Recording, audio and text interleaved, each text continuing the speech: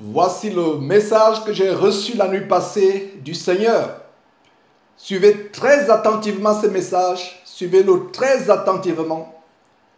Suivez-le très attentivement et partagez à toute personne que vous connaissez.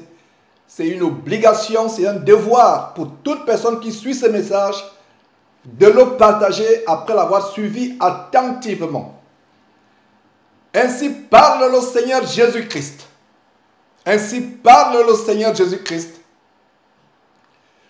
Toi qui te dis baptiste ou Amish Anabaptiste, Jean-Baptiste est-il mort sur la croix pour toi?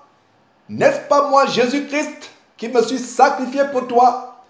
Ne sais-tu pas que Jean-Baptiste est mort et qu'il est encore retenu dans la poussière de la terre et qu'il attend la résurrection des morts, comme la plupart de mes disciples? Toi qui t'appelles Ménonite, est-ce Méno Simon qui a été crucifié pour toi?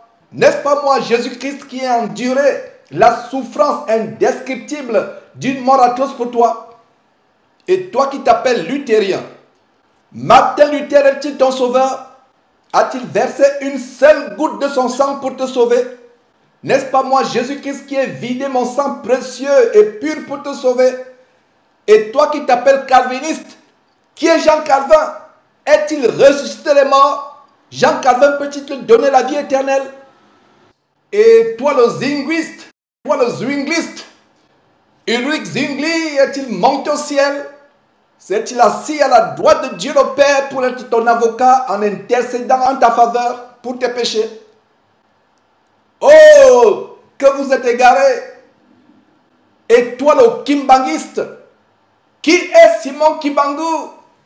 Peux-tu me donner un seul témoin qui peut attester que Kimbangu est ressuscité et qu'il est monté au ciel?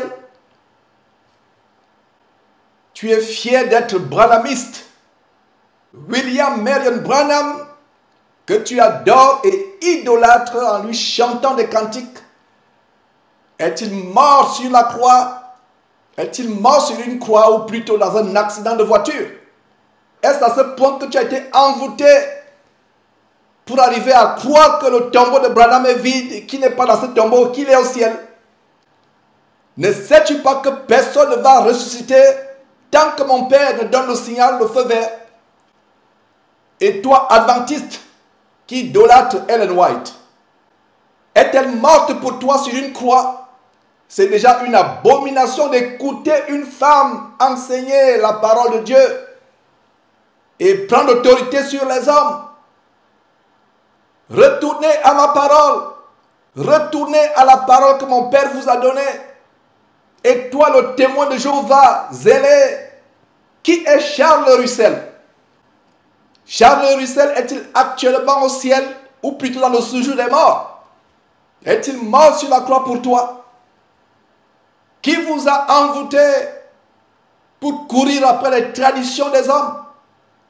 Et toi qui te dis mariste, qui t'a ensorcelé pour te faire croire que Marie est montée au ciel et qu'elle a la porte du ciel, la porte pour y entrer? Ne sais-tu pas que Marie est toujours dans la poussière de la terre et qu'elle attend elle aussi la résurrection des morts et l'enlèvement des élus de l'Église? Comment ne comprends-tu pas qu'il s'agit plutôt d'un démon et que moi, le Seigneur Jésus-Christ, je suis la seule porte qui mène au ciel et que personne ne peut y entrer s'il ne passe par moi? Retournez aux Écritures saintes. Fuyez les traditions des hommes. Fuyez les traditions des hommes. Et toi, qui te dis franciscain, embobiné par l'abomination catholique de Rome, François d'Assise, peut-il te sauver? Pouvait-il mourir sur la croix pour toi? Ainsi parle le Seigneur Jésus-Christ. Maudit est quiconque qui veut prendre ma gloire. Maudit est quiconque veut prendre ma gloire ou usurper ma seigneurie. Comme ceux qui s'octroient le titre de révérend, titre qui me revient à moi seul, le Seigneur Jésus-Christ. ainsi qu'à mon Père qui est dans les cieux avec moi. Ainsi parle le Seigneur Jésus-Christ. Sortez des religions et des fausses églises dénominationnelles. Sortez de ces religions et fausses églises dénominationnelles dont les fondateurs ne sont que des humains. Car je suis le seul fondateur de l'église qui est ma propriété et dont je suis le chef. Malheur à celui qui s'octroie la chefferie ou la seigneurie de cette église. Elle m'appartient. Elle m'appartient. Ainsi parle le Seigneur Jésus-Christ.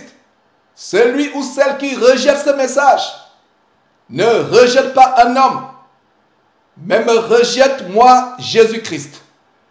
Cette personne ne montera jamais au ciel et ne verra jamais ma face, mais aura sa part avec les souffrances indescriptibles et éternelles du lac de feu et de soufre qui ne s'éteindra jamais. Que celui qui a les oreilles pour entendre, entende.